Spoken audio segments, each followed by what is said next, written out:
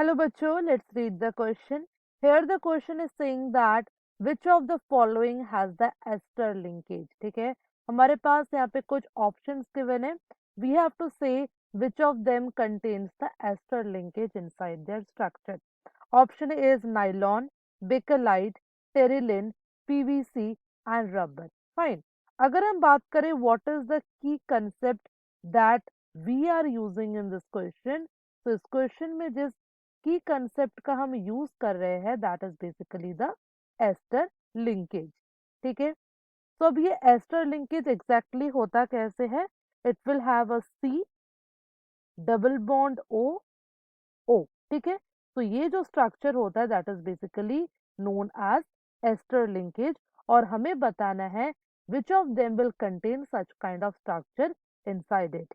ठीक है, बात करते हैं फर्स्ट ऑप्शन का दैट इज नाइलॉन. ठीक है, जब हम बात करते हैं नाइलॉन की, वी नो दैट नाइलॉन जो है इट इज अ पॉलीअमाइड. ये एक पॉलीअमाइड है, तो इसमें जो फंक्शनल ग्रुप प्रेजेंट होगा that will be C double bond O N H.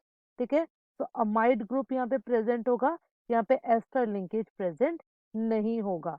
ये ऑप्शन हमारा गलत हो गया. चलिए बात करते हैं ऑप्शन बी का दैट इज बेकेलाइट. ठीक है, जब हम बात करते हैं बेकेलाइट की, वी नो दैट ये जो बेकेलाइट है, बेकेलाइट में दो मोनोमर्स प्रेजेंट होते हैं. The first one will be phenol and the second one will be formaldehyde. ठीक है, अगर इन दोनों का पॉलीमराइजेशन होगा या कंडेंसेशन रिएक्शन होगा then it will lead to the formation of bakelite. Again यहाँ पर भी कोई हमें एस्टर लिंकेज देखने को नहीं मिलेगा, तो ऑप्शन बी भी हमारा गलत हो गया. अगर बात करें ऑप्शन डी का, ठीक है, option D here is PVC और we can say polyvinyl chloride. जब हम पीवीसी की बात करते हैं तो पीवीसी में क्या होता है, we basically have the carbon carbon bond that is present. यहाँ पे किसी भी तरह का कोई भी एस्टर लिंकेज नहीं होता, यहाँ पे सिंपल कार्बन कार्बन बॉन्ड देखने को मिलता है. दैट्स वाई ऑप्शन डी भी गलत हो गया. And another option given here is rubber. ठीक है, जब हम बात करते हैं रबर की, तो यहाँ पे जो मोनोमर यूज किया जाता है दैट इज द इलास्टोमर. ठीक है, इसलिए रबर को हम एक इलास्टिक पॉलीमर भी कहते हैं. एंड अगेन यहाँ पर हमारे पास किसी भी तरीके का कोई एस्टर लिंकेज नहीं होगा. फाइन, तो ऑप्शन ई भी हमारा गलत हो गया.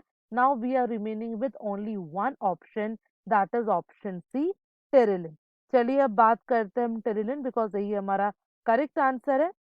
जब हम बात करते हैं टेरिलिन की, तो वी नो दैट ये जो टेरिलिन है इसमें दो मोनोमर्स प्रेजेंट होते हैं. The first will be poly ethylene glycol. का स्ट्रक्चर ड्रॉ कर लेते हैं. OH CH2 CH2OH, ये हो गया हमारा पॉली इथाइलिन ग्लाइकॉल. इसको हम रिएक्ट करवाएंगे in the presence of terephthalic acid. ये कैसे होगा, we will have a benzene ring और both side we will have the carboxylic acid group. ठीक है, तो ये हमने रिएक्शन करवा दिया. अब due to this reaction what will happen, यहाँ से हाइड्रोजन और यहाँ से OH रिमूव हो जाएगा. ठीक है, यहाँ से H2O का रिमूवल हो गया. अगेन यहाँ से क्या होगा, यहाँ से हाइड्रोजन जाएगा और यहाँ से OH जाएगा. अगेन H2O का रिमूवल हो गया. इट मीन्स यहाँ पे 2 मोल्स ऑफ H2O का रिमूवल हो रहा है. ठीक है, हम यहाँ पे क्या कर रहे हैं, we are taking here N moles of N ethylene glycol and again N moles of terephthalic acid. इसकी वजह से यहाँ पे क्या हो गया, यहाँ पे 2N H2O मॉलिक्यूल्स का रिमूवल हो गया और यहाँ पे हम पॉलीमराइजेशन रिएक्शन करवाएंगे. ठीक है, तो जैसे यहाँ पे पॉलीमराइजेशन रिएक्शन होगा it will lead to the formation of a product. Product कुछ इस तरीके का होगा. We will have O here, then CH2 O C double bond O, benzene ring and last में होगा C double bond O. Y?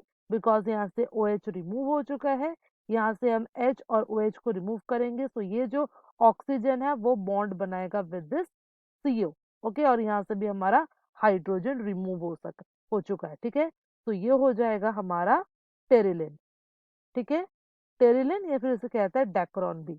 Okay, so this will be the structure of terylene, और यहाँ पे एन मॉलिक्यूल्स ऐड होके we will get this kind of structure.